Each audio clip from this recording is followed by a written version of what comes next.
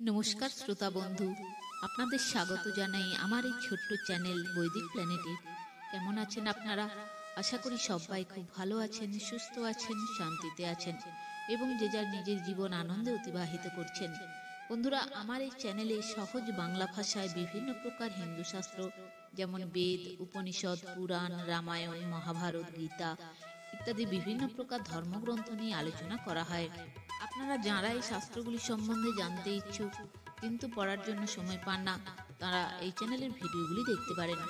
বন্ধু, আপনি এই ভিডিওটি দেখছেন মানেই আপনি আধ্যাত্মিক জগতের মানুষ, হিন্দু ধর্মের প্রতি অনুরক্ত এবং আপনি অবশ্যই এটা মানেন যে গীতা, বেদ, পুরাণে লেখা কথাগুলি আজকের সময়েও কতটা প্রাসঙ্গিক।